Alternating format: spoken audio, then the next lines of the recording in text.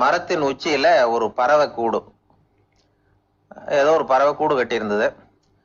அது என்ன பறவைன்னா ராஜாளி. ஒரு குரங்கு அந்த மரத்து கிளையில தாவி தாவி குதிச்சுக்கிட்டு இருந்தது. அப்போ இந்த கூட்டுல இருந்த முட்டை அது கண்ணுல போட்டுட்டுது. அதுக்கப்புறம் அது சும்மா இருக்குமா?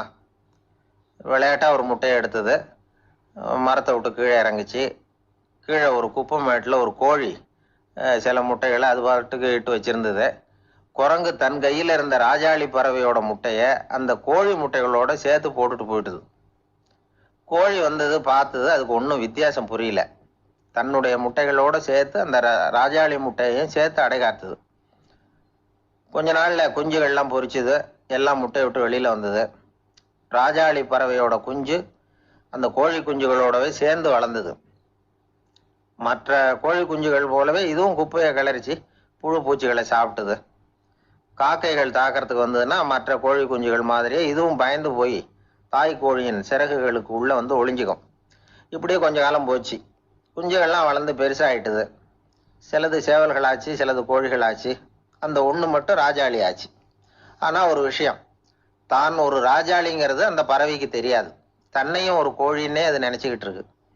அப்படி நினைச்சுக்கிட்டு குப்பை மேட்டை கிளறிக்கிட்டு இருக்கு. ஒரு நாள் சாயந்தர நேரம் இந்த ராஜாளி பறவை கீழே அது பாட்டுக்கு வழக்கம் போல குப்பையை கிளறிக்கிட்டு இருக்குது. அப்போ அண்ணாந்து பாக்குது. வானத்துல உயரத்துல கூட்டமா ராஜாளி பறவைகள் உல்லாசமா வட்டம் அடிச்சு பறந்துகிட்டு இருக்கு. அதே இது பாக்குது. இதுக்கு மனசுக்குள்ள ஏக்கமா போச்சான். அப்போ இதுக்கு ஆண்டவன் பேர்ல கோபம் வந்துதான். ஆண்டவனுக்கு என் பேர்ல ஏன் இந்த ஓர வஞ்சனை? என்னையும் ஒரு ராஜாளியா படைச்சிருந்தா நானும் கூட இந்நேரம் ஆகாயத்துல உல்லாசமா பறந்துகிட்டு இருப்பேனே அப்படின்னு நினைச்சு வருத்தப்பட்டுதான். இது வேடிக்கையா இருக்குல்ல? ஒரு வகையில பார்த்தா நாம கூட இந்த ராஜாளி பறவை மாதிரி தான் வாழ்ந்துகிட்டு இருக்கோம் அப்படிங்கிறார் ஒரு உளவியல் நிபுணர். நம்மால எவ்வளவு வேலை செய்ய முடியும் அப்படின்னு நாம நினைச்சுக்கிட்டு இருக்கிறோமோ அதை விட பல மடங்கு நம்மால வேலை செய்ய முடியுமா? பல மடங்கு வேகமாகவும் வேலை செய்ய முடியும் அப்படிங்கிறார் அவர். நம்முடைய முழுமையான பலம் என்னங்கிறது நமக்கே தெரியறதில்ல. அதுதான் கஷ்டம். நம்முடைய பலம் தெரியாததுனாலதான் நாம எதுக்கு எடுத்தாலும் பயந்துகிட்டு இருக்கிறோம். ஒரு ஆள் இருந்தான். அவனுக்கு எப்படின்னா கோழியை கண்டா பயப்படுவான். ஏன் கோழியை கண்டா பயம்னா, அவனுக்கு மனசுக்குள்ள தான் ஒரு புழுன்னு நினைப்பு.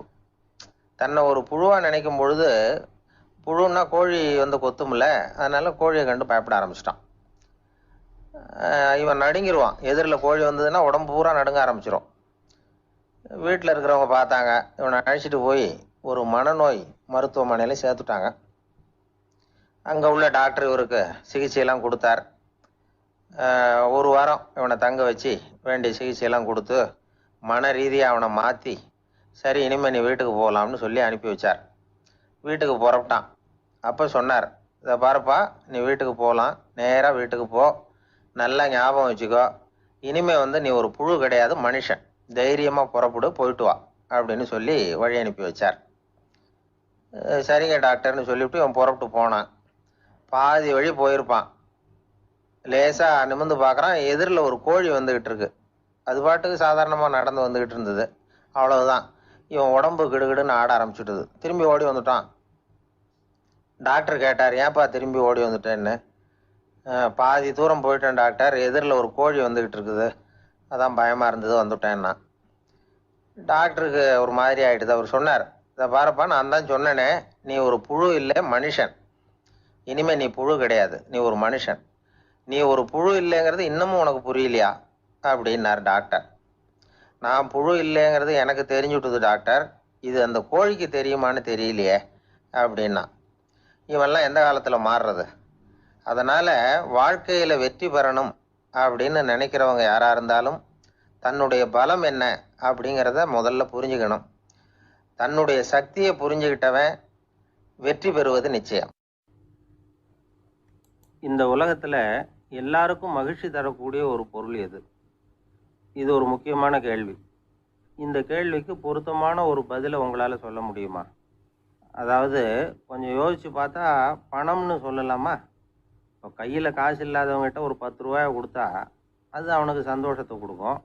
ஏற்கனவே வருமான வரி பிரச்சனையில் சிக்கி இருக்கிறவர்கிட்ட இன்னும் கொஞ்சம் பணம் இந்தாங்கன்னு சொல்லி கொடுத்தோம்னா அது அவருக்கு சங்கடத்தை தான் கொடுக்கும். அதனால் அந்த கேள்விக்கு பணங்கிறது பொருத்தமான பதிலாக இருக்க முடியாது. கேள்வி என்னன்னா, இந்த உலகத்தில் எல்லாருக்கும் மகிழ்ச்சி தரக்கூடிய ஒரு பொருள் எது? சரி, இனிப்புன்னு சொல்லலாமா? ஏன்னா எல்லாருக்கும் இனிக்க தானே செய்யும். அதுலேயும் ஒரு சிக்கல் இருக்குது. சர்க்கரை வியாதிக்காரங்களுக்கு அது என்ன சந்தோஷத்தையாக கொடுக்கும்? ஆக எல்லாருக்கும் வேறுபாடு எதுவும் இல்லாமல் மகிழ்ச்சியை கொடுக்கக்கூடியது வேற ஏதோ ஒன்று இருக்குது. அது என்னன்னு கண்டுபிடிக்கணும். அதுதான் இன்றைக்கி தகவல். அதை கண்டுபிடிக்கணும்னா இந்த கதையை கேட்கணும். அது என்ன கதைன்னா, ஒரு ஊரில் ஒரு ராஜா இருந்தார். அவருக்கும் இதே சந்தேகம் வந்துட்டுது. அதாவது எல்லாருக்கும் இன்பம் தரக்கூடிய பொருள் எது அப்படின்னு. இதுக்கு பதில் தெரிஞ்சுக்கிறதுக்கு ஆசைப்பட்டார். சரி, அதுக்கு என்ன செய்யலாம்னு யோசனை பண்ணார். நாட்டு மக்களுக்கு பகிரங்கமாக ஒரு அறிவிப்பு கொடுத்தார். நம்ம நாட்டு மக்கள் இன்பம் தரக்கூடிய பொருள் எதுன்னு நினைக்கிறாங்களோ அதை கொண்டுகிட்டு வந்து அரண்மனையில் உள்ள கண்காட்சி மண்டபத்தில் வைக்கலாம்.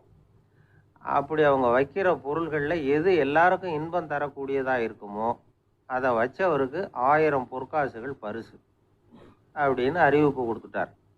ஜனங்கள் இந்த அறிவிப்பை கேட்டாங்க. அதுக்கப்புறம் சும்மா இருப்பாங்களா? 1000 பொற்காசுன்னா சும்மாவா? அவங்க கையில் என்னென்ன கிடைச்சதோ அதையெல்லாம் கொண்டாந்து அரண்மனை காட்சி மண்டபத்தில் வச்சுட்டாங்க. அதுக்கப்புறமா ராஜா அங்கே வந்தார். ஒவ்வொன்றா பார்த்துக்கிட்டே வந்தார். முதல்ல ஒரு குயில் இருந்தது, இனிமையாக பாடக்கூடிய குயில். இந்த குயிலோட இன்னிசை எல்லாருக்கும் இன்பம் தரக்கூடியது தான். இருந்தாலும் காது கேட்காதவங்களுக்கு இந்த இசை எப்படி இன்பம் தர முடியும்? அதனால் இது சரியில்லைன்னு விட்டார். அடுத்தபடியாக போனார். அங்கே என்ன வச்சுருக்குறாங்கன்னு பார்த்தார். பார்த்தா ஒரு அழகான மயில் அங்கே தோகை விரித்து ஆடிக்கிட்டு இருக்குது. இந்த மயிலோட ஆட்டம் மனசுக்கு இன்பம் தரக்கூடியது தான். இருந்தாலும் பார்வை இல்லாதவங்க இந்த ஆட்டத்தை பார்த்து ரசிக்க முடியுமா? முடியாது. அதனால் இதுவும் சரியில்லை அப்படின்னு சொல்லிவிட்டார். அதுக்கு அடுத்தபடியாக போனார். பல வகையான இனிப்பு பண்டங்களை வச்சுருந்தாங்க. பார்த்தார், வயசானவங்களுக்கும் நோயாளிகளுக்கும் இது இன்பம் தராது, துன்பம் தான் கொடுக்கும் அப்படின்னார். இப்படி ஒவ்வொன்றா பார்த்துக்கிட்டே போகிறார். அழகான மலர்கள், கனிகள், ஓவியங்கள் எதுவுமே பொருத்தமாக தெரியல. சகல பேருக்கும் இன்பம் தரக்கூடிய வகையில் எதுவும் இல்லை. கடைசியாக வந்தார். அங்கே ஒரு களிமண் பொம்மை இருந்தது. அது என்ன பொம்மை தெரியுமா? பசியால் வாடி இருக்கிற ஒருத்தருக்கு ஒரு அம்மா இனிமையாக பேசிக்கிட்டு சோறு போடுறது மாதிரி அந்த பொம்மையை செஞ்சுருந்தாங்க. அதுக்கு கீழே அன்பு அப்படின்னு எழுதியிருந்துதான். ராஜா பளிச்சுன்னு ஒரு முடிவுக்கு வந்தார். அந்த பொம்மையை செஞ்ச சிற்பியை வரவழைச்சார், பரிசு கொடுத்தார். அன்பு ஒன்று தான் எல்லாருக்கும் இன்பம் அளிக்கக்கூடிய பொருள்.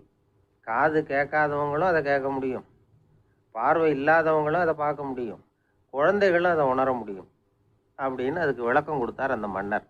இந்த உலகத்தில் எல்லாருக்கும் மகிழ்ச்சி தரக்கூடிய ஒரு பொருள் அன்பு தான். அதை புரிஞ்சுக்கிட்டு தான் சில கணவன்மார்கள் மனைவி பேரில் ரொம்ப அன்பை காட்டிக்கிறது வழக்கம். ஒரு வீட்டு வாசப்படி பக்கமாக மழைக்கு ஒதுங்கினார் ஒருத்தர். மழை தூரிக்கிட்டு இருந்தது, இருட்டு நேரம்.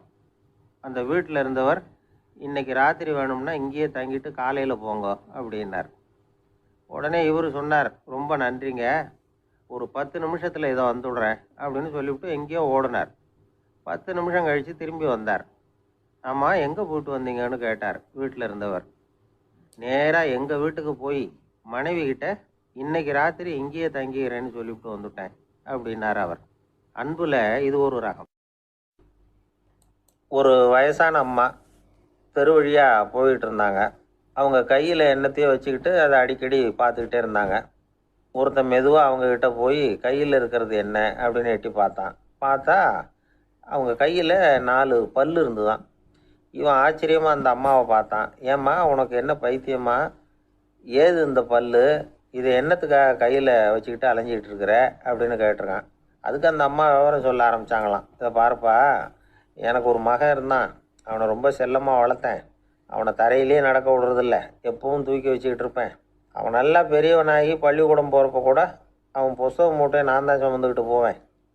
பார்க்குறவங்க கூட கேலி பண்ணுவாங்க, ஏம்மா படிக்க போகிறது நீயா உன் பிள்ளையான்னு கேட்பாங்க. அவன் இன்னைக்கு எவ்வளவோ பெரிய மனுஷன் ஆகிட்டான். வெளிநாட்டில் பெரிய உத்தியோகத்தில் இருக்கான். சமீபத்தில் இங்கே வந்துட்டு போனான். ஒரு நாள் ஏதோ கோபத்தில் என்னை அரைஞ்சுட்டான். அப்போ இந்த 4 பல்லும் கீழே விழுந்துட்டுது. இன்னமும் கூட விழுந்துருக்கும், ஆனால் பல்லு தான் இல்லை. என் புள்ள அரைஞ்சதுனால விழுந்த பல்லு இல்லையா அது? அதனால் இதை எப்பவும் என் கையிலே வச்சுக்கிட்டு ஆசையோடு பார்த்துக்கிட்டு இருக்கிறேன். அவன் தான் வெளிநாட்டுக்கு போட்டான். அவனை பார்க்க முடியாத ஏக்கத்தை நான் இந்த பல்லை பார்த்து போக்கிக்கிறேன் அப்படின்னு நாங்களாம் அந்த அம்மா.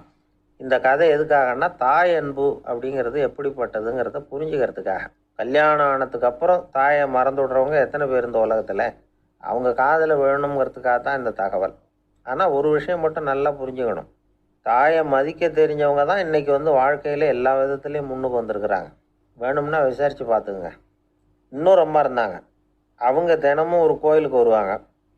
சாமியை பார்த்து, கடவுளே நான் இறந்து போனால் நரகத்துக்கு போகணும் அப்படின்னு வேண்டிக்குவாங்களாம்.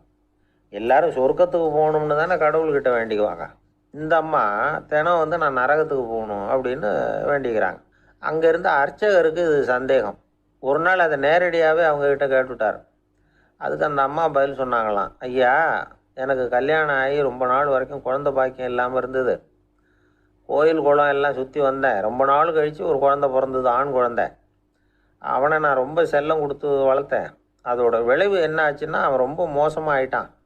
கெட்ட பழக்க வழக்கம்லாம் கற்றுக்கிட்டான். அவன் இறந்து போனால் நிச்சயம் அவனுக்கு நரகம்தான் கிடைக்கும். அந்த அளவுக்கு கெட்டவன் அவன். அப்படிப்பட்ட காரியங்கள்லாம் பண்ணிகிட்ருக்கான், எனக்கு தெரியும். இவனுக்காக நரகத்தில் கூட யாரும் தயவு காட்ட மாட்டாங்க, தாட்சண்யம் காட்ட மாட்டாங்க. அதனால் இவனுக்கு முந்தி நான் இறந்து நரகத்துக்கு போயிட்டா அங்கே இவனை கவனிச்சிக்கலாமே, இவனுக்கு பணிவிடை செய்யலாமேன்னு பார்க்குறேன் அப்படின்னு நாங்களாம். அதனால தான் நான் நரகத்துக்கு போகணும்னு தினம் ஆண்டவனை வேண்டிகிட்டு இருக்கிறேன் அப்படின்னு கண்கலங்கி அந்த அம்மா சொன்னாங்களாம். அதுதான் தாய் உள்ளம்ங்கிறது. தாயின் பெருமையை சரியாக உணர்ந்துட்டா அவங்களுக்கு எப்பவும் எந்த கஷ்டமும் வராது. இது ஏதோ உபதேசத்துக்காக சொல்கிற வார்த்தை இல்லை, உண்மையான வார்த்தை. இந்த விவரத்தையெல்லாம் நண்பர் ஒருத்தர்கிட்ட சொல்லிக்கிட்டு இருந்தேன். அவர் கொஞ்ச நாள் கழித்து என்னை தேடி வந்தார். அவர் கையிலேயே 4 பல்லு வச்சுருந்தார். என்னங்க ஆச்சு, ஏதுங்க இந்த பல்லு அப்படின்னு விசாரித்தோம். உங்கள் உபதேசத்தை கேட்டுவிட்டு இந்த உலகத்தில் எல்லாரையும் தாயாக நினைக்க ஆரம்பிச்சிட்டேன். ஒரு அம்மாவை கடத்தரில் பார்த்து தாயேன்னு கூப்பிட்டேன். அவங்க உடனே பலார்னு என்னை அரைஞ்சிட்டாங்க. பல்லு விழுந்துட்டுது. அதை தான் பொறுக்கி எடுத்துக்கிட்டு நேராக உங்களை தேடி வந்துக்கிட்டு இருக்கிறேன்னார். தாயேன்னு தானே கூப்பிட்டீங்க, அதுக்கு ஏன் அரைஞ்சாங்க அப்படின்னு கேட்டோம். நான் தாயேன்னு கூப்பிட்டது அவங்க காதில் நாயேன்னு விழுந்துட்டு தான், அதுதான் இப்படி ஆயிட்டுது அப்படின்னார். ஊருக்கு வெளியில் அமைதியான ஒரு இடம், அங்கே ஒரு ஆசிரமம், அங்கே ஒரு சாமியார். அவர் தினமும் நல்ல போதனைகள்லாம் செய்வார். பல பேர் போய் அங்கேயே சில நாள் தங்கி இருந்து அவர் சொல்கிற அறிவுரைகளை எல்லாம் கேட்டுக்கிட்டு வர்றது வழக்கம். ஒரு தடவை அவரை பார்த்துட்டு போகிறதுக்காக 3 வெளியூர் தம்பதிகள் வந்தாங்களாம். அந்த மடத்திலேயே சாப்பிட்டுக்கிட்டு தங்கி இருந்து அவங்களுடைய போதனைகளை கேட்டுக்கிட்டு போகணுங்கிறது அவங்க நோக்கம். காலையில் குளிச்சுட்டு பூஜையில் உட்காந்தார் அந்த சுவாமி. இவங்களும் குளிச்சுட்டு அந்த பூஜையை பார்க்கறதுக்காக அவர் முன்னாடி உட்காந்தாங்க. பூஜை ஆரம்பமாச்சு.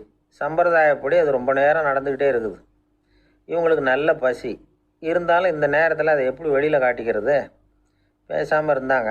அந்த சுவாமி பூஜையை முடித்தார். அதுக்கப்புறம் பேச ஆரம்பித்தார். பேச்சு அருமையாக தான் இருந்தது, அமிர்தமாக தான் இருந்தது. இருந்தாலும் இவங்களுக்கு இருக்கிற வயிற்று பசி அது சரியாக கவனிக்க விடலை. அந்த சுவாமியே இதை கவனித்ததா தெரியல. இவங்களுக்கு மனசுக்குள்ளே ஒரு எண்ணம், உள்ளே சாப்பாடு தயாராகிட்டு இருக்கும் போல இருக்குது. இந்த பேச்சு முடிஞ்சது நம்மளை உள்ளே அழைச்சிட்டு போய் சாப்பாடு போடுவாங்கன்னு நினைக்கிறோம் அப்படின்னு இவங்களாம் நினச்சிக்கிட்டாங்க. ஆனால் சுவாமி இதை பற்றி எதுவுமே பேசலை, கண்டுக்கலை. ஒரு அம்மாவால் அதுக்கு மேலே சும்மா இருக்க முடியுமா? முடியல. சாப்பாட்டை கவனிக்கலாமா அப்படின்னு சொல்லி மெதுவாக ஆரம்பித்தாங்க. கவனிக்கலாமே அப்படின்னு உள்ளே அழைச்சிட்டு போனார் சுவாமி. இவங்க ரொம்ப அவசரமாக எழுந்திரிச்சு உள்ளே ஓடினாங்க. அங்கே ஒரு மேஜை மேலே ஒரு கிண்ணம் மூடி இருந்தது. இதுதான் சாப்பாட்டு மேஜை போல இருக்குது, இங்கே சாப்பாடு வந்துடும் அப்படின்னு நினச்சாங்க. உடனே போய் சுற்றி உக்காந்துக்கிட்டாங்க. சுவாமி அந்த கிண்ணத்தை எடுத்து அந்த அம்மா கிட்ட கொடுத்தார். அவங்க அதை வாங்கி மூடியை திறந்து பார்க்குறாங்க. உள்ளே ஒரு சாவி இருக்குது. சரிதான், இது சமையலறை சாவி போல் இருக்குது. அங்கே போய் அதை திறந்து சாப்பாட்டை நாமே எடுத்துக்கிட்டு வந்து இங்கே வச்சுக்கிட்டு சாப்பிட்ணும் போல இருக்குது அப்படின்னு நினச்சாங்க. சாவி இருக்கு இல்லையா, வாங்க பூட்டு நிறையா காட்டுறேன் அப்படின்னு சுவாமி அவங்கள அழைச்சிட்டு போனார், காட்டினார். இவங்க அந்த அறையை ரொம்ப அவளோடு திறந்தாங்க. உள்ளே பார்த்தா அங்கே அரிசி, பருப்பு, விதவிதமான காய்கறி எல்லாம் இருக்குது. சமையலுக்கு வேண்டிய மிளகாய், எண்ணெய், பால், தயிர், நெய் இப்படி எல்லாமே இருக்குது. அடுப்பு, விறகு, நெருப்பு போட்டி அது கூட அங்கே இருக்குது. சாப்பாடு தயாராக இருக்கும்னு நினச்சிக்கிட்டு போனால் இப்படி இருக்குதே அப்படின்னு சொல்லி அதை பார்த்ததும் ரொம்ப சோர்ந்து போட்டாங்க அவங்க. சுவாமி, என்ன இது சாப்பாடு இல்லையா அப்படின்னாங்க. அதுதான் சாப்பாட்டுக்கு வேண்டிய எல்லாம் இங்கே இருக்குதே. அடுப்பு மூட்டி நீங்கள் தான் அவங்கவுங்க ருசிக்கு தகுந்த மாதிரி சமைச்சிக்கணும். இந்த சன்னியாசிக்கு எப்படி சமைக்க தெரியும் அப்படின்னு கேட்டார் சுவாமி. சாப்பாடு தயாராக இருக்கும்னு நாங்கள் எதிர்பார்த்தோம் அப்படின்னாங்க. நீங்கள் இப்படி சொல்லுவீங்கன்னு நானும் எதிர்பார்த்தேன். இது வரைக்கும் நான் எவ்வளவோ தத்துவம்லாம் எடுத்து சொன்னேன். எல்லாத்தையும் விட இதுதான் அனுபவபூர்வமான தத்துவம். ஆண்டவன் நமக்கு நல்ல மனசை கொடுத்துருக்குறான், நல்ல வாய்ப்புகளையும் தந்திருக்கிறான், அதையெல்லாம் பயன்படுத்திக்கக்கூடிய மூளையையும் சிந்தனையையும் கொடுத்துருக்குறான். அதனால் அடுப்பை தான் நீங்கள் மூட்டணும், அடுப்பை நீங்கள் தான் மூட்டணும், உங்களுக்கு உகந்ததை நீங்கள் தான் சமைச்சு ருசித்து அனுபவிக்கணும். ஆண்டவனே அதை செஞ்சுக்கிட்டு இருக்க மாட்டான் அப்படின்னாராம் அந்த சுவாமி. நம்முடைய வாழ்க்கையில் பல நல்ல பலன்களை பெறுறதுக்கு நாம் தான் முயற்சி பண்ணணும். அதுக்குரிய சூழ்நிலையை தான் ஆண்டவன் கொடுப்பானே தவிர அதை விளக்கறதுக்காக தான் அந்த சுவாமி அப்படி செஞ்சு காட்டியிருக்கிறார். இது ஒரு பெரியவர் இப்படி ஒரு விளக்கம் கொடுத்தார். அதுக்கப்புறம் அந்த 3 தம்பதிகளும் தெளிவடைஞ்சுட்டாங்களாம். நாம் தெளிவடைகிறது எப்போங்கிறது தான் தெரியல அப்படின்னு பல பேர் இதை கேட்டுட்டு சொல்லிகிட்டு இருக்கிறாங்க. இந்த கதையை நம்முடைய நண்பர் ஒருத்தர்கிட்ட சொன்னேன். அந்த நண்பர் ரொம்ப சந்தோஷப்பட்டார். நீங்கள் சொல்கிறது கரெக்டு சார், ஆனால் நான் அதை விட ஒரு படி மேலே சார். எனக்கெல்லாம் அரிசி பருப்பு இருக்கிற ரூம் எதுன்னு கையை காட்டிட்டா போதும், உடனே கிண்ணத்துலேருந்து சாவியை எடுத்து கொடுக்கணுங்கிற அவசியம்லாம் இல்லை எனக்கு. அப்புறம் எப்படி ரூமை திறந்துருவீங்க அப்படின்னு கேட்டேன். பூட்டை உடச்சி திறந்துருவேன், அதுதான் எனக்கு பழக்கம். இந்த பாராட்டு விழா அப்படின்னார். ஒரு நண்பர் இருக்கார், எப்போ பார்த்தாலும் கையில் ஒரு புத்தகம் இருக்கும், புத்தகம் இல்லாமல் எங்கேயும் புறப்பட மாட்டார். எதுக்காக இப்படி எடுத்துகிட்டு போகிறீங்க அப்படின்னு கேட்டால், எனக்கு இது ஒரு நல்ல நண்பன் மாதிரி, இந்த காலத்தில் எங்கே போனாலும் காத்திருக்க வேண்டியிருக்கு, அது மாதிரி சமயத்தில் நான் நண்பன் கூட பேசிக்கிட்டு இருப்பேன் அப்படிம்பாரான். ஒருத்தர் ஒரு பெரிய அரச பதவியில் இருந்தார். அவர் பதவியிலேருந்து இறங்க வேண்டிய சூழ்நிலை. அரசு கொடுத்துருந்த வீட்டை விட்டுட்டு வெளியில் வர்றார். வரும்பொழுது 2 கையிலையும் 2 பெட்டியை எடுத்துகிட்டு வந்தாராம். சார், உங்களுடைய உடைமைகள் அப்படின்னு கேட்குறாங்க அங்கே இருந்த ஊழியர்கள். இவர் தன்னுடைய கையில் இருக்கிற பெட்டியை காட்டி, இதுதான் என்னுடைய சொத்து அப்படின்னாராம்.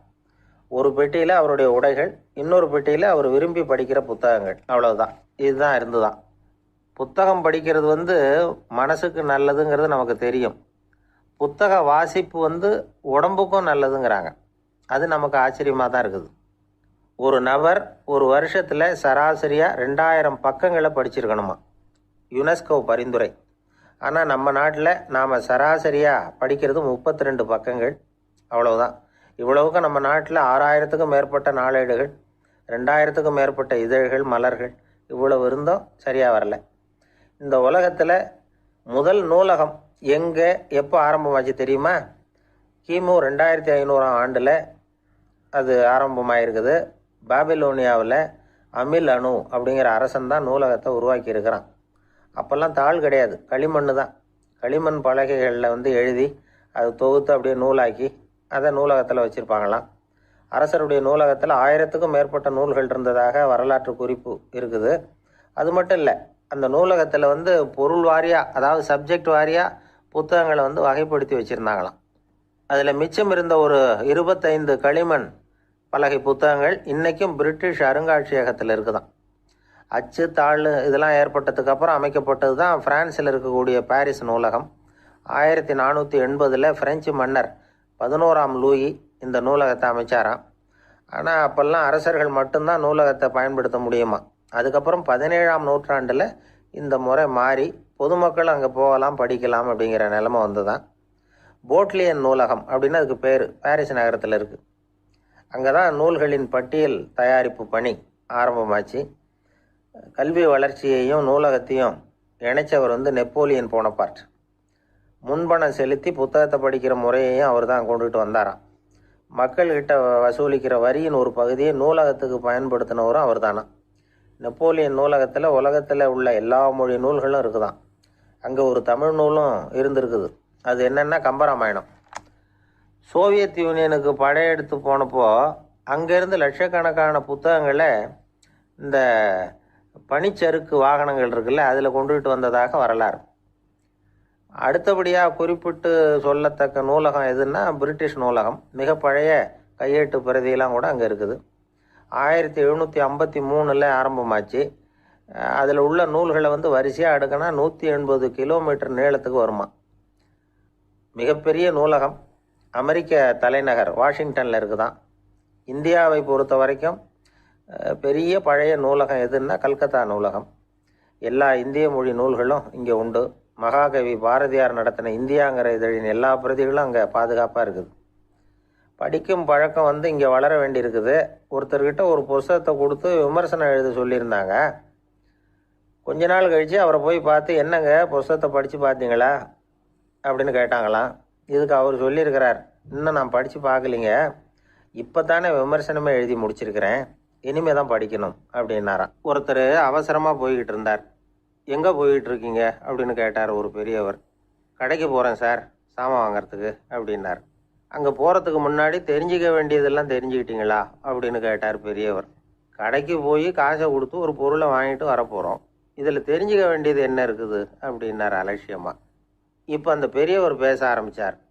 இந்த உலகத்தில் எந்த ஒரு செயலில் இறங்குறப்பவும் நாம் நல்லா ஆலோசனை பண்ண வேண்டிய விஷயம் 5 அப்படின்னார். உதாரணமாக, ஒருத்தன் கடைக்கு போய் ஏதோ ஒரு பொருளை வாங்கிட்டு வர போகிறான்னு வச்சுக்கோங்களேன். அப்போ கூட அவன் 5 விஷயங்களை பற்றி தெரிஞ்சுக்க வேண்டியிருக்குது அப்படிங்கிறார் அவர்.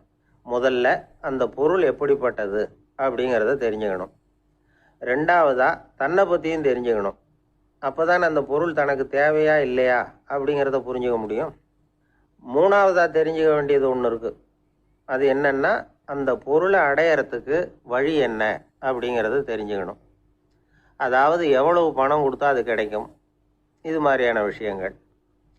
நாலாவதாக அந்த பொருளை அடையிறது மூலமாக நாம் அடையக்கூடிய பயன் என்ன அப்படிங்கிறதையும் உணரணும்.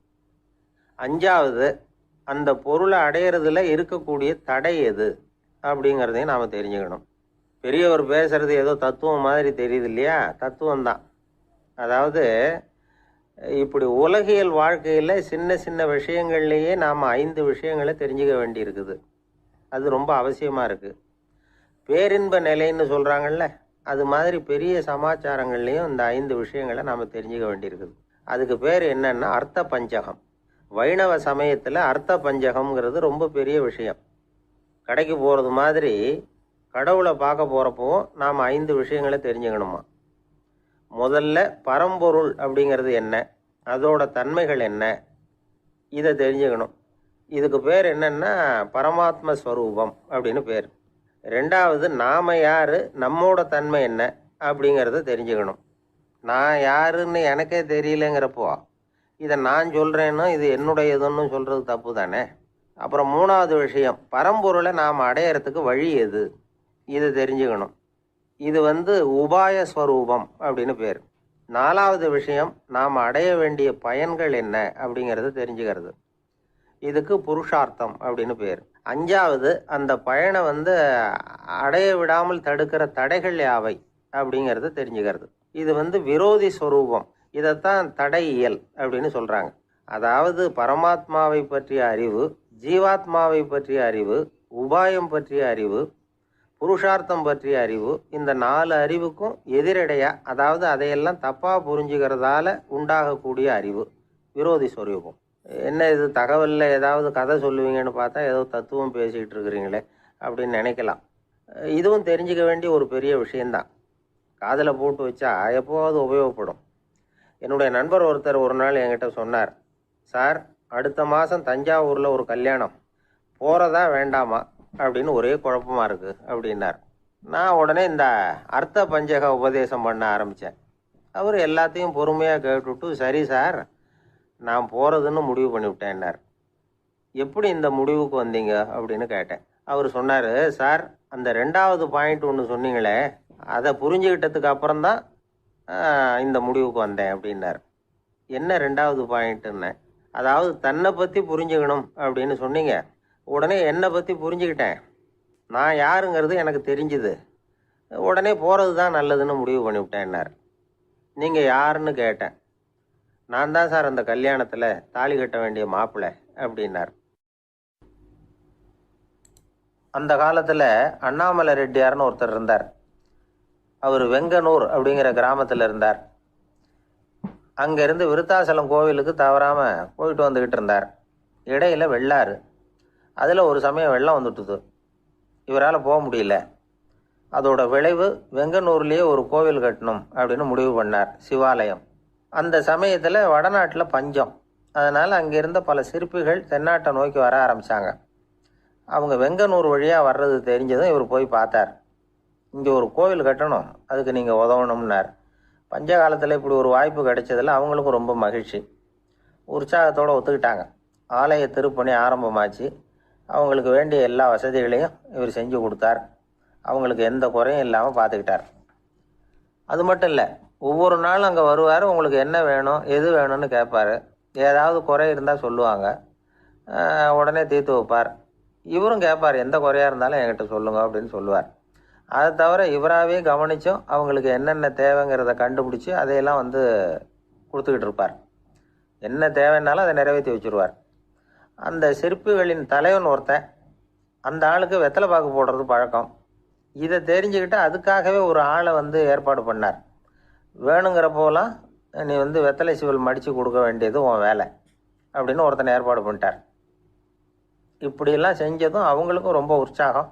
ரொம்ப பொறுப்பாக சிற்ப வேலைகளை செஞ்சுக்கிட்டு இருக்கிறாங்க. ஒரு நாள் என்னாச்சு தெரியுமா? அந்த சிற்பிகளின் தலைவன் ரொம்ப நுணுக்கமாக ஒரு வேலையை செஞ்சுக்கிட்டு இருக்கிறான். சாரம் போட்டு அது மேலே படுத்துக்கிட்டு அண்ணாந்து பார்த்து உச்சியில் நுணுக்கமான சிற்பங்களை உருவாக்கிக்கிட்டு இருக்கான். சிற்பியின் கவனம் செதறப்படாதுங்கிறதுனால இவர் மெதுவாக சத்தம் போடாமல் கிட்ட போய் நின்று அதை கவனிச்சிக்கிட்டு இருக்கிறார். அந்த சிற்பி வழக்கம் போல் வெத்தலை பாக்குக்காக இடது கையை கீழே நீட்டினான். அந்த சமயம் பார்த்து அவருக்கு தாம்பூலம் கொடுக்குறவன் அங்கே இல்லை, எங்கேயோ போயிருக்கிறான். அண்ணாமலை ரெட்டியார் என்ன பண்ணார் தெரியுமா? தனக்காக கொடுக்கப்பட்ட தாம்பூலத்தை வாங்கி சிற்பியின் கையில் கொடுக்குறார். அவன் வாங்கி போட்டுக்கிட்டான். இது என்ன இன்னைக்கு வெத்தலை சீவல் வேறு மாதிரி இருக்குது, வாசனை தாம்பூலமாக இருக்குது அப்படின்னு யோசனை பண்ணிவிட்டு கீழே திரும்பி பார்க்குறார். பார்த்தா ரெட்டியார் மறுபடியும் சிற்பி கை நீட்டும் பொழுது கொடுக்கறதுக்காக தாம்பூலத்தை மடித்து வாங்கி வச்சுக்கிட்டு தயாராக நிற்கிறார். சிற்பிக்கு அதிர்ச்சி.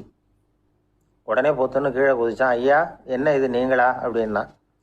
இவர் சொன்னார், நான் ஒன்றும் தப்பு பண்ணலையே, உன்னுடைய கை புண்ணியம் செஞ்ச கை, கோயில் கட்டுற கை, அந்த கைக்கு தாம்பூலம் கொடுக்கறதுல என்ன தப்பு அப்படின்னாராம். ஏற்கனவே பஞ்சத்தில் அடிபட்டு வந்த எங்களை நீங்கள் ஆதரித்ததே பெரிய விஷயம். இந்த செயல் என்னை ஒரு பெரிய கடனாளி ஆகிவிட்டது. ஐயா, எங்களுக்கு உணவு உடை இதை மட்டும் நீங்கள் கொடுத்தா போதும், ஊதியம்னு எதுவும் வாங்க மாட்டோம் அப்படின்னு நானா. அந்த சிற்பி எவ்வளோ வற்புறுத்தியும் எதுவும் வாங்கிக்கலையா. இந்த செய்தியை தமிழ் தாத்தா டாக்டர் ஊவேசா சொல்லியிருக்கிறார். அந்த காலத்தில் எப்படிப்பட்டவங்கள்லாம் வாழ்ந்துருக்கிறாங்க பாருங்கள். இந்த காலத்தில் ஒருத்தர் கோவில் கட்டினார், வேலை செய்கிற எல்லாருக்கும் சாப்பாடு போடுவார். சிற்ப வேலை செஞ்சுட்டு சாப்பிட வர்ற ஒவ்வொருத்தர் கையையும் அன்பாக பிடிச்சி முத்தம் கொடுத்து உள்ளே அனுப்புவார். அந்த கைகளுக்கு நீங்கள் கொடுக்குற மரியாதையாது அப்படின்னு கேட்டாங்க. அடா, அது இல்லைங்க, ஏற்கனவே முதல் பந்தியில் சாப்பிட வந்தவன் மறுபடியும் வர்றானான்னு கண்டுபிடிக்கிறதுக்காக கையை பிடிச்சி மோந்து பார்க்குறேன் அப்படின்னாராம் அவர். பிரம்மத்தை அறிந்தவன் பிரம்மமாகிறான் அப்படின்னு ஒரு பெரியவர் பேசினார் ஒரு கோவிலில். தைத்திரிய உபனிஷத்து அப்படி சொல்லுதான். இதை கேட்கும் பொழுது நமக்கு ஒரு சந்தேகம் வரும். அது எப்படி?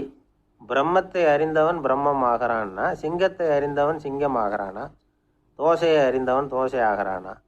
இப்படிப்பட்ட சந்தேகம் நமக்கு வர்றதுல ஒன்றும் ஆச்சரியம் இல்லை. இது இயற்கை. இதுக்கும் அந்த பெரியவரே பதில் சொல்கிறார். சிங்கம் வேற, நாம வேற. அதனால் சிங்கத்தை அறிந்தவன் சிங்கம் ஆக மாட்டான். ஆனால் பிரம்மம் வேற, நாம வேற இல்லை. அதனால் பிரம்மத்தை அறிந்தவன் பிரம்மமாகறான் அப்படிங்கிறது அவரோட விளக்கம். மனிதன் அவன்தான் தான் பிரம்மங்கிறது தெரியாதனால தான் அதை வேற எங்கேயோ தேடிட்டு இருக்கிறான். கடைசியில் அது தான் தாங்கிறது புரிஞ்சுக்கிற பொழுது அவன் பிரம்மம் ஆயிடுறான். இதை விளக்கிறதுக்கு ஒரு உபநிஷத்து கதையே இருக்குது. நமக்கு தெரிஞ்ச கதை தான், ஆனால் அதை வேறு விதமான அர்த்தத்தில் விளையாட்டாக சொல்லிகிட்டு இருக்கிறோம். ஒரு சமயம் ஒரு 10 நண்பர்கள் ஒரு காட்டு வழியாக போய்கிட்டு இருக்கிறாங்க. குறுக்க ஒரு நதி, அதை கடந்து அடுத்த பக்கம் போகணும். எல்லாரும் ஒரு வழியாக கடந்து அடுத்த கரைக்கு போய் சேர்ந்துட்டாங்க. அங்கே போய் சேர்ந்ததுக்கப்புறம் எல்லாரும் பத்திரமா சேர்ந்துட்டோமா அப்படின்னு தெரிஞ்சுக்கிறதுக்காக எண்ணி பார்க்குறான் அந்த கூட்டத்து தலைவன். அவங்க மொத்தம் 10 பேர். ஆனால் அவன் எண்ணி பார்க்குறப்போ 9 தான் வருது. ஏன்னா அவன் தன்னை விட்டுவிட்டான். எதிரில் நிற்கிறவங்கள மட்டுமே எண்ணுறான். ஐயோ 10வது ஆள் எங்கேங்கிறான், பதறான். சரி நீ இரு, நான் எண்ணி பார்க்குறேன்னு சொல்லிவிட்டு இன்னொருத்தன் எண்ணுறான். அவனும் தன்னை விட்டுட்டு எண்ணுறான். 9 தான் வருது. எல்லாரும் கொய்யோ முறையோன்னு கத்த ஆரம்பிச்சிட்டாங்க. அந்த சமயத்தில் ஒரு பெரியவர் அந்த பக்கமாக வர்றார். என்ன விஷயம்னு விசாரிக்கிறார். 10வது ஆள் 6 அடிச்சுட்டு போட்டுது அப்படின்னு சொல்லி இவங்க அழறாங்க. சரி அழாதீங்க அப்படின்னு சொல்லி அந்த தலைவனை பார்த்து இப்படி வாங்குறார். வர்றான். இப்போ எனக்கு முன்னாடி ஒரு தரம் எண்ணு பார்க்கலாம்ங்கிறார். 1 2 3ன்னு ஆரம்பித்து 9ல் வந்து முடிக்கிறான். உடனே பெரியவர் நீ தான் அந்த 10வது ஆள் அப்படிங்கிறார். இது உண்மை. நாம தான் அது. நாம தான் நம்மளை வேற எங்கேயோ தேடிட்டு இருக்கிறோம். நாம் எங்கேயோ தேடிட்டு இருக்கிறோமே, அந்த பிரம்மம் நாம தான். இப்படி ஒரு பெரிய உண்மையை விளக்கறதுக்காக தான் அப்படி ஒரு கதை சொல்லப்பட்டது. ஆனால் அதை வந்து நாம் வேறு விதமாக வேடிக்கையாக உபயோகப்படுத்திக்கிட்டு இருக்கிறோம். எப்படி தெரியுமா? ஒரு ஆத்தங்கரையில் ஒரு 10 பேர் முழிச்சுக்கிட்டே நின்றுக்கிட்டு இருந்தாங்களாம். அந்த பக்கமாக வந்த ஒருத்தன் ஏன் இப்படி முழிச்சுக்கிட்டு நிற்கிறீங்கன்னு கேட்டிருக்கிறான். எங்களுக்கு நீச்சல் தெரியாது, நாங்கள்லாம் அடுத்த கரைக்கு போய் சேரணும் அப்படின்னாங்களாம். சரி, நாங்கள் விட்டுட்டு போய் விடுறேன். எல்லாரும் அக்கறைக்கு போய் சேர்ந்த உடனே ஆளுக்கு ₹1 வீதமாக மொத்தம் ₹10 எனக்கு கொடுக்கணும் அப்படின்ட்டுருக்கான் இவன். சரின்னு ஒத்துக்கிட்டாங்க. இவன் ஒவ்வொருத்தராக கையை பிடிச்சி மெதுவாக ஆற்றுல இறக்கி அழைச்சிட்டு போயிட்டான். 9 பேரை கரை சேர்த்துட்டான். 10வது ஆள் பாதி ஆற்றுல போயிட்டு இருக்கிறப்போ திடீர்னு வெள்ளம் வந்துட்டுது. புடி நழுவி போச்சு. கையை விட்டுட்டான். வெள்ளம் அடிச்சிட்டு போட்டுது. அழைச்சிட்டு வந்தவன் நீச்சல் அடித்து தடுமாறி கரைக்கு வந்து சேர்ந்துட்டான். கரையில் இருந்தவங்களுக்கு இந்த விஷயம் தெரியாது. இருந்தாலும் இவன் உடம்பு பூரா நனைஞ்சி கொஞ்சம் அதிகமாக மூச்சு வாங்க நின்றுக்கிட்டு இருந்தானா, ஏன் இப்படி மூச்சு வாங்குது, என்ன விஷயம் அப்படின்னு கேட்டாங்களாம். அதுக்கு இவன் கொஞ்சமாக அலட்டிக்காமல் சொன்னானா, வேற ஒன்றும் இல்லை, நீங்கள் கொடுக்க வேண்டிய ₹10ல் ₹1 குறைஞ்சி போச்சு, அவ்வளவுதான் அப்படின்னானா. ஒரு ஆள் ராமகிருஷ்ணரை தேடி வந்தான். அவன் கையில் 1000 பொற்காசுகள் வச்சுருந்தான். அதை அவர்கிட்ட கொடுத்து இதை ஏற்றுக்கணும் அப்படின்னு ரொம்ப பணிவாக கேட்டுக்கிட்டான். அவர் பார்த்தார், இது எனக்கு தேவையில்லை, ஆனாலும் உன்னுடைய மனசை புண்படுத்துறதுக்கு நான் விரும்பலை, அதனால் நீ கொடுக்குறத வாங்கிக்கிறேன்னார். வாங்கிக்கிட்டார். அப்புறம் கேட்டார், இதை பாரு, இனிமேல் இதெல்லாம் என்னுடைய இது தானே அப்படின்னார். ஆமாம், அதையெல்லாம் நான் உங்களுக்கே கொடுத்துட்டேன்னா அவன். சரி, இப்போ நீ எனக்காக ஒரு காரியம் பண்ணணும்னார். என்ன செய்யணும்னு சொல்லுங்கன்னா, இந்த நாணயங்களையெல்லாம் எடுத்துக்கிட்டு போய் கங்கை நதியில் எரிஞ்சுட்டு வா அப்படின்னார். இவனுக்கு அதிர்ச்சியாக போச்சு. என்ன பண்ணுறது, இனிமேல் அது முடியாதுன்னு சொல்ல முடியாது. ஏன்னா அந்த நாணயங்களையெல்லாம் அவருக்கே கொடுத்துட்டான். இனிமேல் அதெல்லாம் இவனுடையது இல்லை. பேசாமல் அவ்வளோவே அள்ளிக்கிட்டு ஆத்தங்கரைக்கு போனான். போனவன் ரொம்ப நேரம் திரும்பியே வரல. ராமகிருஷ்ணருக்கு சந்தேகம், என்ன ஆச்சு அந்த மனுஷனுக்கு, காசுகளோடு அந்த கங்கையில் குதிச்சுட்டானா, போகும்பொழுதே ஒரு மாதிரியாக தான் போனான், போய் என்னன்னு பார்த்துட்டு வாங்க அப்படின்னார். அங்கே இருந்த ஒருத்தர் ஓடி போய் பார்த்தார். அவர் போய் பார்க்கும் பொழுது அவன் அங்கேயே இருந்தான். அதுக்கப்புறம் அவர் திரும்பி வந்தார். வந்து விவரத்தை சொன்னார். அதாவது அவன் கங்கை கரையில் உட்காந்துக்கிட்டு ஒவ்வொரு நாணயமாக 1 2ன்னு எண்ணி வீசிக்கிட்டு இருக்கிறான். அவனை சுற்றி ஒரு கும்பல் நின்றுக்கிட்டு அவனை தடுத்துக்கிட்டு இருக்குது அப்படின்னு விவரத்தை சொன்னார் போயிட்டு வந்தவர். இதை கேட்டதும் ராமகிருஷ்ணரே புறப்பட்டு அங்கே போனாராம். என்ன இப்படி பண்ணிகிட்டு இருக்கிற, நான் உன்னை அந்த நாணயங்களை கங்கையில் வீசி எறிய சொன்னேன், நீ ஏன் அதை எண்ணிக்கிட்டு இருக்கிற அப்படின்னார். பழக்கம்தான் காரணம், நான் ஒவ்வொரு நாளும் ஒவ்வொன்றா சேமித்து வச்சேன், இன்றைக்கி என்கிட்ட நிறைய இருக்குது, உங்களுக்கு ஒரு 1000 நாணயங்களை கொடுக்கணுங்கிறது என்னோட ஆசை அப்படின்னா. இப்போ ராமகிருஷ்ணர் சொன்னார், ஒரே நேரத்தில் எல்லாத்தையும் சம்பாதிச்சிருந்தா நீ எண்ணுறது பொருத்தமாக இருக்கும். எல்லாத்தையும் இழக்கும்போது ஒவ்வொன்றா எண்ணிக்கிட்டு இழக்கிறதுங்கிறது சரியான செயல் இல்லை. அதனால் ஒரே தடவையாக எல்லாத்தையும் தூக்கி எறிஞ்சிடும் அப்படின்னார். இது இழப்பது அப்படிங்கிற ஒரு உயர்ந்த நிலை. இதை நாம் யதார்த்த வாழ்க்கையில் சம்மந்தப்படுத்தி பார்த்து குழப்பிக்கிட்டு இருக்கக்கூடாது. இழக்கிறேன்னு சொல்லிக்கிட்டு இருக்கிற காசையெல்லாம் ஆற்றுலையும் குளத்துலையும் கொண்டு போய் எரிஞ்சுட்டு வாங்க அப்படின்னு உபதேசம் பண்ணுறதாக யாரும் நினச்சிடக்கூடாது. இதில் நாம் புரிஞ்சிக்க வேண்டியது என்னென்னா, எதையாவது ஒன்றை இன்னொருத்தருக்கு கொடுக்கணும் அப்படின்னு விருப்பப்பட்டால் அதை மனப்பூர்வமாக கொடுத்துடணும். கொடுத்துட்டு அதையே நினச்சிக்கிட்டு இருக்கக்கூடாது. நம்மால் ஒருத்தர் ஒரு ₹100 நோட்டை தன்னுடைய நண்பர் ஒருத்தர்கிட்ட கொடுத்து, இது உனக்கு தான் வச்சுக்கோ அப்படின்னார். அவர் பார்த்தார், இது இனிமேல் எனக்கு தானே சொந்தம் அப்படின்னார். ஆமான்னார் அவர். அப்படின்னா எனக்காக நீ ஒரு உதவி செய்யணும்னார். சொல்லுங்கள் செய்கிறேன்னார் அவர். இந்த ₹100 நோட்டை தீ வச்சு கொளுத்தி விடுன்னார். இவர் அதிர்ச்சியாகி அவரை பார்த்தார். இப்போ அவர் சொன்னார், நீ எனக்கு அன்பாக கொடுத்தது இது, இந்த நோட்டு கள்ள நோட்டுங்கிறது எனக்கு முன்னாடியே தெரியும், சீக்கிரம் கொளுத்தி விடு, அதுதான் நம்ம 2 பேருக்குமே நல்லது அப்படின்னாராம் அவர். எங்கே போயிட்டு வரீங்க அப்படின்னு கேட்டேன். எனக்கு வேண்டப்பட்ட ஒருத்தரை பார்த்து. ஆஸ்பத்திரிக்குன்னார். எந்த ஆஸ்பத்திரிக்குன்னே? மாட்டு ஆஸ்பத்திரிக்குன்னார். என்ன விஷயம்னே? மாமனாருக்கு உடம்பு சரியில்லை, அதுதான் மாட்டு ஆஸ்பத்திரிக்கு போயிட்டு வரேன்னார். அட பாவி, அதுக்கு அந்த ஆஸ்பத்திரிக்காக போவாங்க அப்படின்னு ஆச்சரியமா. அட அது இல்லைப்பா, முதல்ல எங்கள் குடும்ப டாக்டர் தான் தேடிக்கிட்டு போனேன், அவர் அந்த நேரத்தில் அவர் வளர்க்குற நாய்க்குட்டிக்கு உடம்பு சரியில்லைன்னு சொல்லி அதை தூக்கிக்கிட்டு மாட்டு ஆஸ்பத்திரிக்கு போயிட்டாராம் சொன்னாங்க. அதனால் அங்கே போய் அவரை சந்தித்து விஷயத்தை சொல்லிவிட்டு வர்றேன்னார். அப்புறம் தான் எனக்கு கொஞ்சம் நிம்மதியாக இருந்தது. பொதுவாக நமக்கு தெரிஞ்ச வரையில் டாக்டர்கள் 2 வகை. நமக்கு வைத்தியம் பண்ணுற டாக்டர்கள் ஒரு வகை, நம்மக்கிட்ட இருக்கிற ஆடு மாடு கோழிக்கு வைத்தியம் பண்ணுற டாக்டர்கள் ஒரு வகை. இப்போ தான் எனக்கு தெரியும் இன்னொரு வகையான டாக்டர்களும் உண்டுங்கிறது. அது யாருன்னா பூச்சிகளுக்கு வைத்தியம் பண்ணுற டாக்டர்கள், அதாவது பூச்சி டாக்டர்கள். வெளிநாடுகளில் அப்படிலாம் கூட சில பேர் இருக்கிறாங்க. பிரிட்டனில் யார்க்ஷயர் வட்டாரத்தில் ராதர்ஹாம் அப்படின்னு ஒரு ஊர். அங்கே ஒரு விலங்கியல் மருத்துவர் பேர் டாக்டர் லான்ஸ் ஜெப்சன். அவர் ஆஸ்பத்திரி வாசலில் பார்த்தீங்கன்னா தினமும் நிறைய பேர் நின்றுக்கிட்டு இருப்பாங்க. கையில் கண்ணாடி குடுவை, தகர டப்பா இப்படி ஏதாவது இருக்கும். அதுக்குள்ளே ஏதாவது பூச்சிகள் இருக்கும். அதுக்கு வைத்தியம் பண்ணுறதுக்காக வந்தவங்க தான் அவங்க எல்லாம். சிலந்தி பூச்சி, பல்லி, தேளு, பாம்பு இப்படி ஏதாவது இருக்கும். பொழுதுபோக்காக சில பேர் நாய், பூனை, கிளி, மைனா, புறா இப்படி ஏதாவது வளர்க்குறாங்கல்ல, அது மாதிரி இப்போல்லாம் தேளு, பல்லி, பாம்பு, பூச்சி இதையெல்லாம் வளர்க்க ஆரம்பிச்சிட்டாங்களாம். இது ஒரு புது ஃபேஷன்.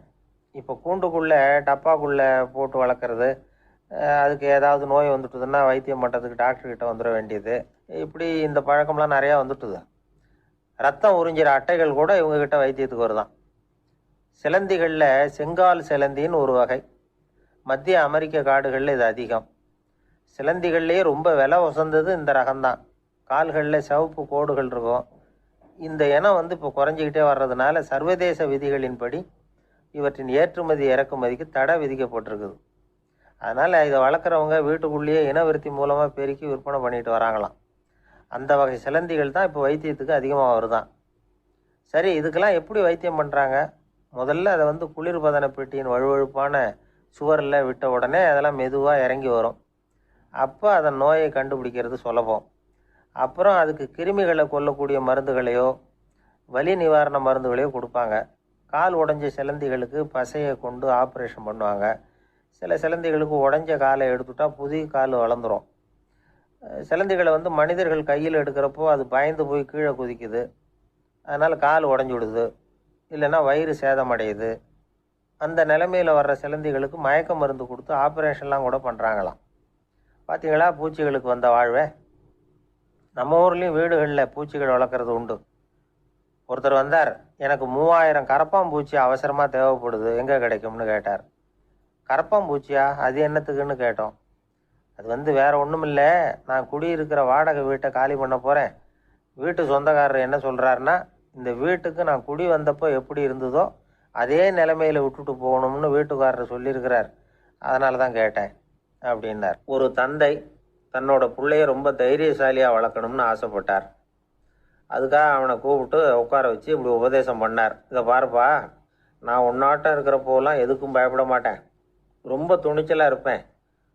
ஒரு நாள் ஒரு அப்பாவி எலியை ஒரு பூனை துரத்திட்டு ஓடிச்சு. நான் உடனே என்ன செஞ்சேன் தெரியுமா? அந்த பூனையை பிடிச்சேன், அது வாலில் ஒரு பட்டாசு சரத்தை கட்டினேன், கொளுத்தி விட்டேன். படபடன்னு வெடிக்க ஆரம்பிச்சுட்டுது. அது துள்ளிக்கிட்டு அங்கேயும் இங்கேயும் ஓடி இருக்கு பாரு ஓட்டம், ரொம்ப தமாஷு அப்படின்னார் அப்பா. இப்படி சொல்லிவிட்டு பையனை பார்த்து, இதை கேட்குறதுக்கு உனக்கும் துணிச்சல் வருதா? நான் என்னுடைய செயலை நீ கேட்குறப்போ உனக்கு துணிச்சல் வருதா அப்படின்னு கேட்டார். வருதுன்னா பையன். எப்படின்னா அப்படிங்கிற விவரத்தையும் சொன்னான் அவன். அதாவது எலியை விரட்டினத்துக்காக பூனை வாலில் பட்டாசு கொளுத்துனீங்க நீங்கள், பூனையை விரட்டினத்துக்காக உங்கள் கழுத்தில் பட்டாசு சரத்தை மாட்டினா என்னென்னு தோணுது எனக்கு அப்படின்னு நான் பையன். பையனோட துணிச்சல் அப்பாவே நடுங்க வச்சுட்டுது. அது சரி, ஒரு அப்பா பிள்ளைக்கு இப்படியா உபதேசம் பண்ணுறது? எல்லாருக்கிட்டையும் அன்பாக பழகிறது எப்படி அப்படின்னு சொல்லி கொடுக்கணும். பிஞ்சு உள்ளங்களில் நஞ்சை தூவலாமா? ஒரு நாள் விநாயகர் ஒரு பூனையோடு விளையாடிக்கிட்டு இருந்தாராம். அப்படி ஆசையாக விளையாடிக்கிட்டு இருந்தப்போ அவரோட கை நகம் தவறுதெல்லாம் பூனையோட முகத்தில் பட்டுட்டு தான். அது ஒரு சின்ன கீறலை உண்டாகி விட்டுது. அப்பா அவர் அதை ஒரு பெருசாக நினைக்கல. கொஞ்ச நேரத்துக்கு அப்புறம் விநாயகர் வீட்டுக்கு வந்தார்.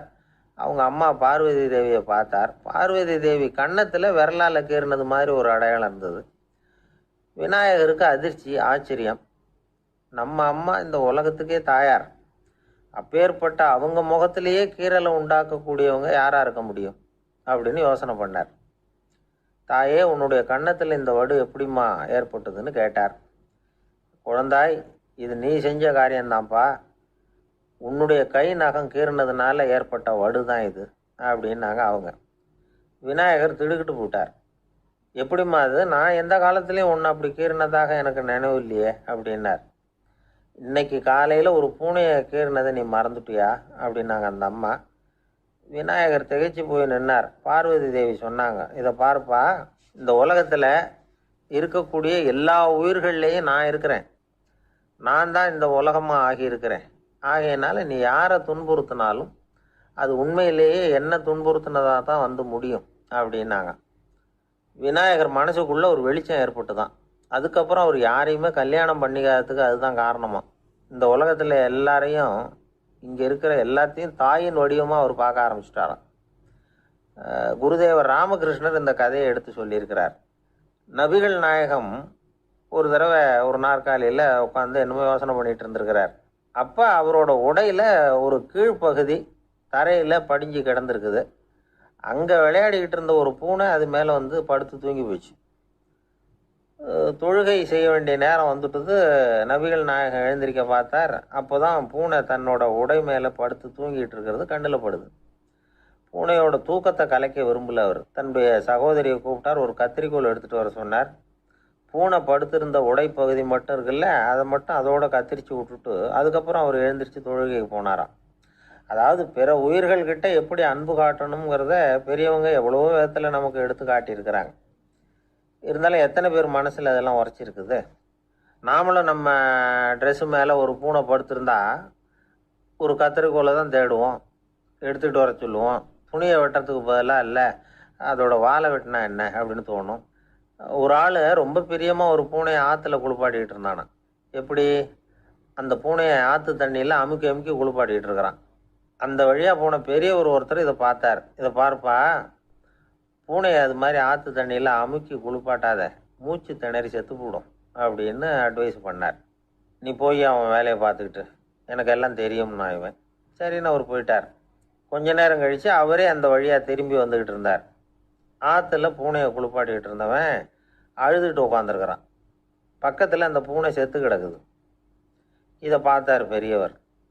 நான் தான் அப்போவே சொன்னேனே அந்த பூனையை ஆற்றுல நினைக்காதேன்னு, அதை கேட்டிருந்தா இப்படி ஆயிருக்குமா அப்படின்னார். அந்த ஆள் கோபமாக இவரை முறைச்சி பார்த்தான். அட போய்யா, இந்த பூனை ஆற்றுல குளித்ததுனால ஒன்றும் செத்து போகல, குளித்ததுக்கு அப்புறம் அதோட உடம்பு ஈரமாக இருக்குதுன்னு அதை புழிஞ்சேன், அதனால தான் இப்படி ஆயிட்டுது அப்படின்னு நானா. உலகத்தில் எது எதுக்கோ ஆராய்ச்சி கூடங்கள் இருக்குதுல்ல, அது மாதிரி தூக்கத்தை பற்றி ஆராய்ச்சி பண்ணுறதுக்கு ஒரு ஆராய்ச்சி கூடம் இருக்குது. அப்படி ஆராய்ச்சி பண்ணணும்னா அதுக்கு மூழ்கிக்கிட்டு இருக்கணும்ல. அதனால தான் அந்த ஆராய்ச்சி கூடம் இங்கே இல்லை. அமெரிக்காவில் பாஸ்டன் பல்கலைக்கழக மருத்துவமனையில் அது இருக்குது. அங்கே தூக்கத்தை பற்றி பலவிதமான ஆராய்ச்சிகள் பண்ணிகிட்டு இருக்கிறாங்க.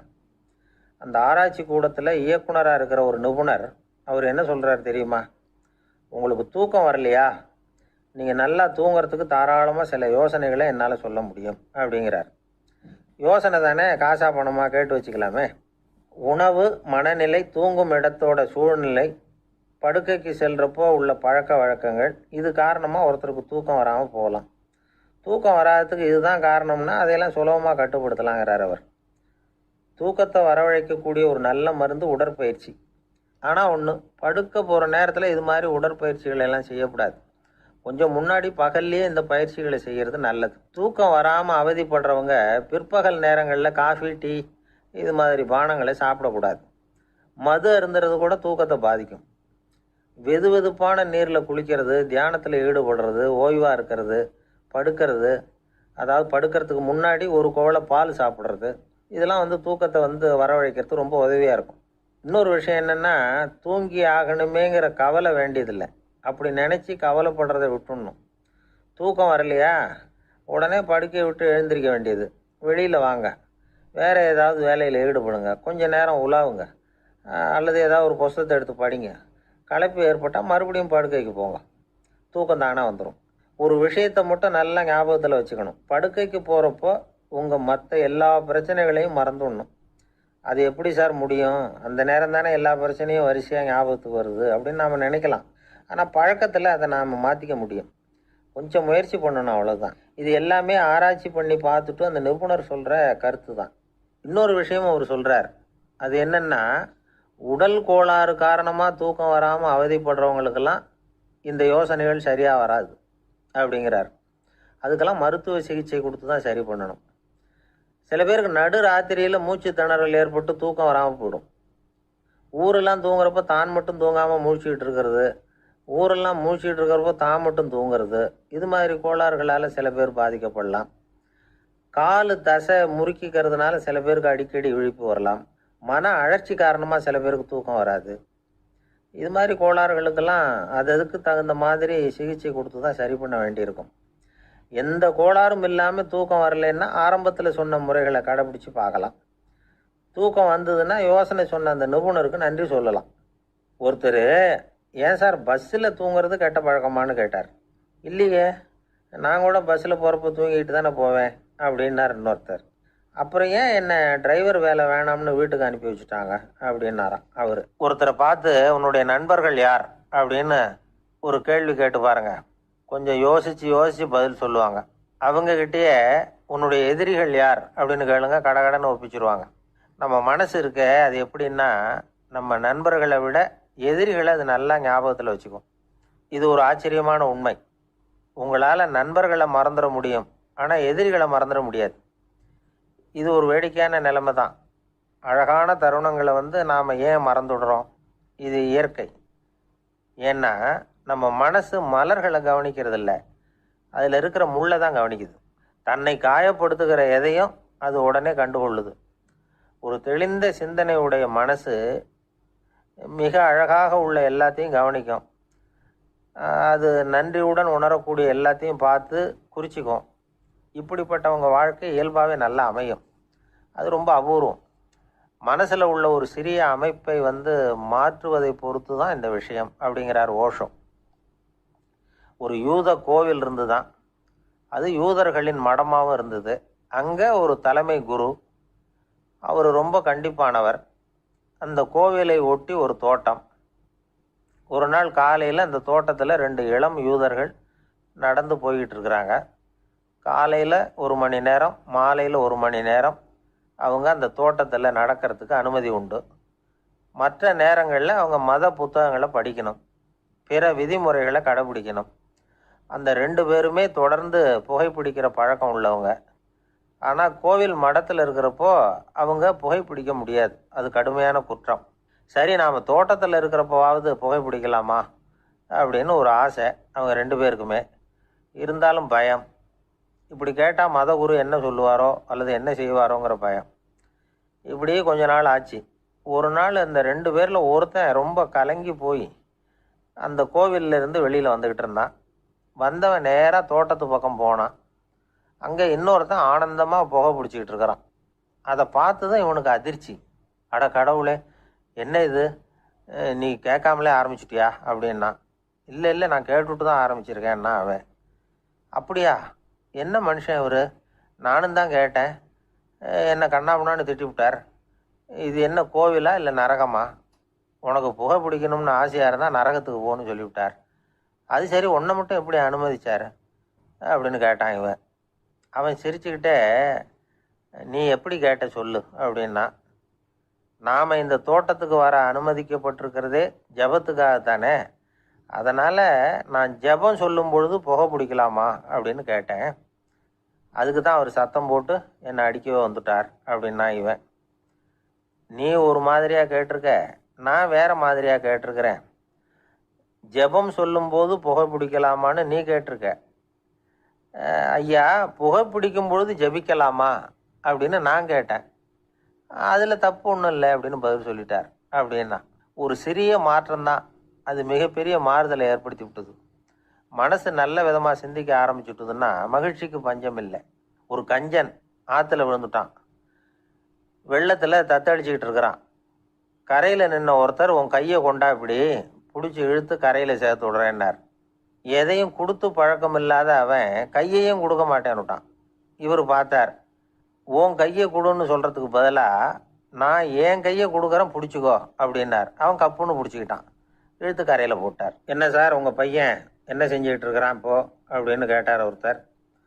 அடிக்கடி கண்ணாடி முன்னாடி நின்று அழகு பார்த்துக்கிட்டு இருக்கிறான் சார் அப்படின்னார் அப்பா. இளம் பருவம் இப்படிதான் இருக்கும், அதையெல்லாம் சாதாரணமாக நினச்சிடாதீங்க அப்படின்னாரு அவரு. என்ன சார் சொல்றீங்க? கண்ணாடி முன்னாடி